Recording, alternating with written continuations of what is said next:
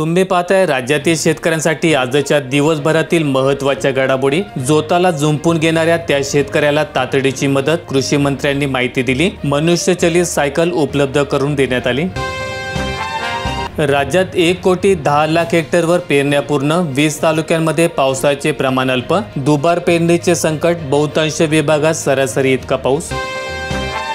विदर्भाला पावसाने जोडपले, गडचिरोलीचा संपर्क तुटला, भंडाऱ्यामध्ये पूरस्थिती, आंतरराज्य मार्गही बंद, नागपूरमध्ये संततधार, शेकडो घरे पडली। विधानसभा विरोधी पक्षनेता निवडीवरून विरोधक आक्रमक, विरोधी पक्षांचा सभात्याग, अध्यक्षांनी दिला 4 महिन्यांचा दाखला। घटस्फोटात स्त्रीधनावरून तूतूमयमय, पोटगीपेक्षा दागिन्यांवर महिलांचा जोर, तर पतीकडूनही बचावासाठी अर्ज। संतापजनक घटना, आमदार सुरेश धस यांच्या पुत्राच्या वाहनाने एकाच चिरडले, दुचाकीला 4 चाकीची भीषण धडक, गुन्हा दाखल। नितीन प्रकाश शेळके असे मयत दुचाकी स्वाराचे नाव आहे। या प्रकरणी सागर सुरेश धस यांच्या विरोधात सुपे पोलीस ठाण्यात गुन्हा दाखल करण्यात आलाय। सागर आमदार सुरेश धस यांचा मुलगा आहे। नागरिकांची क्लिक कमी होणार, राज्य सरकारच्या विविध योजनांसाठी आता एकच सुपर वेबसाईट। राज्यात काही ठिकाणीच मुसळधार पावसाचा अंदाज, विदर्भात मेघगर्जनेसह विजांचा कडकडाट। राज्याचा शैक्षणिक दर्जा खालावला, राष्ट्रीय शैक्षणिक सर्वेक्षणात महाराष्ट्र 8व्या स्थानावर। सर्वेक्षणामध्ये इयत्ता 3री, 6वी आणि इयत्ता 9वीच्या विद्यार्थ्यांचे सर्वेक्षण करण्यात आले। मॉडेल सौरग्राम स्पर्धेसाठी राज्यातील 63 गावांची निवड, विजेत्या गावाला केंद्राकडून 1 कोटी रुपयांचे अनुदान। विदर्भामधील 5 तर मराठवाड्याच्या एका जिल्ह्यातील गावाची निवड।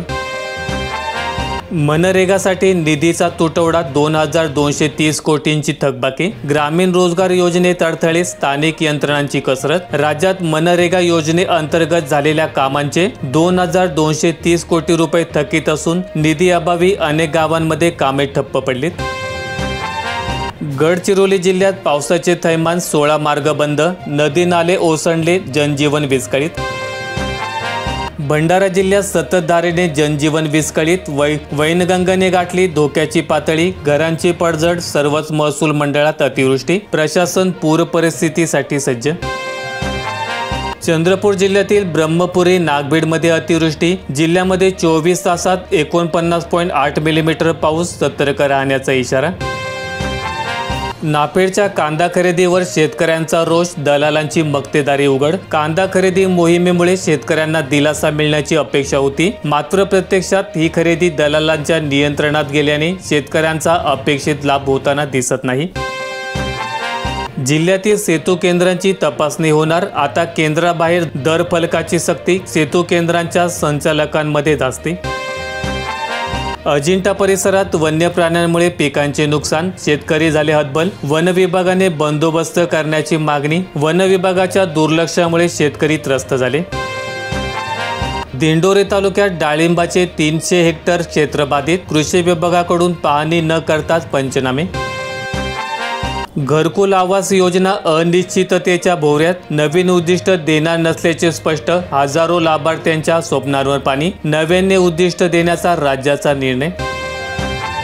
बैलाऐवजी स्वतःलाच अवताला जुंपले, लातूरच्या शेतकऱ्याची राष्ट्रीय मानवाधिकार आयोगाने दखल घेतली, जिल्हाधिकाऱ्यांना नोटीस जारी।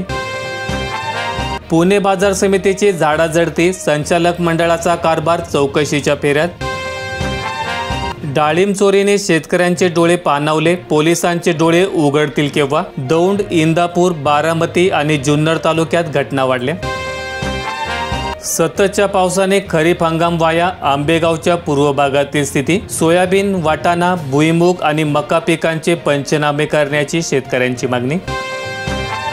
जालना जिल्ह्यात क्षेत्रभेटी झाल्या, ॲपवर माहिती कधी भरणार, पोखराच्या 177 गावांमध्ये सूक्ष्म नियोजन प्रक्रिया पूर्ण, MLP वॉटर बजेटिंग ॲपवर माहिती भरण्यास दिरंगाई। पुणे नाशिक औद्योगिक द्रुतगती महामार्गाच्या विरोधात शेतकऱ्यांचा पुन्हा हुंकार, बाळासाहेब आवटे यांचा इशारा। 5 एकरांवरील शेतकऱ्यांना सिंचन योजनेचा लाभ मिळावा, आमदार नवघरेंची विधिमंडळात मागणी, रेशीम उद्योगासाठी आग्रह।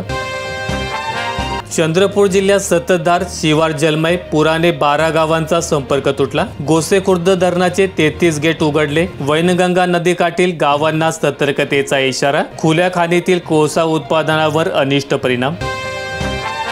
गोंदिया जिल्ह्यात सर्वत्र कोसळधार, जनजीवन विस्कळीत। 24 तासात 110 मिलीमीटर पावसाची नोंद। शाळांना सुट्टी जाहीर। पुजारी टोला संजय सरोवराचे दरवाजे उघडले। फुलंब्री तालुक्यात पोषण आहारात सडलेले टोमॅटो, किडलेली मटकी आणि वाटाणा तळ्या। पालक आणि ग्रामस्थांचा संताप। पिंपळगाव वळण येथील जिल्हा परिषद शाळेतील प्रकार। कापसाचे क्षेत्र घटले। मक्याच्या पेरणीत 178% वाढ। वैजापूर तालुक्यात वेळेवर दमदार पाऊस झाल्याने आतापर्यंत 160% पेरण्या पूर्ण। बोगस बियाण्यांवरून विधानसभेत राडा। राज्यातील बोगस बियाण्यांमुळे शेतकऱ्यांची मोठ्या प्रमाणात फसवणूक होत असून कृषी विभाग त्याकडे डोळेझाक करत आहे, असा आरोप करत सत्ताधारी आमदारांनी जोरदार आसूड ओढले। एकाच गटातून 2 रेल्वे मार्ग, आता संपूर्ण शेतजमीनच घेऊन टाकावी। बदनापूर तालुक्यातील दावलवाडी येथील शेतकऱ्यांनी जिल्हा प्रशासनाला नोटीस पाठवली। नांदेड जिल्ह्यात व्यापाऱ्यांच्या बोगसगिरीला कृषीची साथ। परराज्यातील बियाणे शेतकऱ्यांच्या माथी। कपाशीसह सोयाबीन उत्पादकांवर दुबार पेरणीचे संकट। नागपूरमध्ये पावसाचा धुमाकूळ, नद्यांना पूर, शाळा कॉलेज बंद। उद्या विदर्भातील वातावरण कसे? विदर्भातील नागपूर, वर्धा, चंद्रपूर, भंडारा, गोंदिया आणि अमरावती या जिल्ह्यांमध्ये गेल्या काही दिवसांपासून मुसळधार पावसाने झोडपले आणि या पार्श्वभूमीवर शाळा कॉलेज बंद असून वाहतूक ठप्प झाली आणि आपत्कालीन पथक सज्ज ठेवण्यात आले आहेत। विमा कंपनी एकच, पीक एकच, तरीही दरात जिल्हानिहाय तफावत। शेतकऱ्यांमध्ये संभ्रम। किचकट प्रक्रिया आणि OTP प्रणालीमुळे शेतकऱ्यांपुढे नवीन संकट। 4 कोटींच्या अवजारे वाटपात घोटाळा। आमदार अभिजित वंजारी यांचा आरोप, चौकशीची मागणी। पीक विम्याची भरपाई 15 दिवसात मिळणार। खरीपातील 400 कोटी थकीत। राज्य सरकारने आपल्या हिस्साचा विमा हप्ता थकवलाय, त्यामुळे खरीप 2024 मधील 400 कोटी आणि रब्बी 2024-25 मधील 207 कोटी रुपयांची विमा भरपाई रखडली। माझ्या मुलाला कोणतंही व्यसन नव्हतं, तो ट्रीटमेंटसाठी मुंबईला जात होता। अपघातानंतर सुरेश धस यांचं स्पष्टीकरण। भाजप आमदार सुरेश धस यांच्या मुलाच्या गाडीच्या धडकेत एका व्यक्तीचा मृत्यू झालाय। सोमवारी रात्री ही घटना घडली। यानंतर संबंधित व्यक्तीवर अंत्यसंस्कार करण्यात आले। आता 1 गुंठे जमिनीची खरेदी विक्री होणार। राज्य सरकारचा सर्वात मोठा निर्णय।